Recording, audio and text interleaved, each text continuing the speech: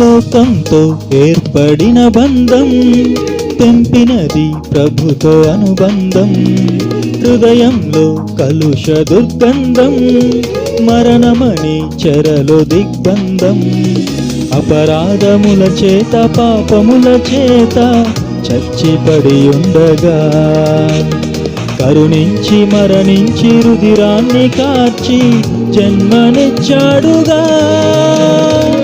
పాప నియమము తీయగా, ఆత్మ నియమము నీయగా, నోరు తెరువని గోర్రెగా మౌనమే వహించెగా.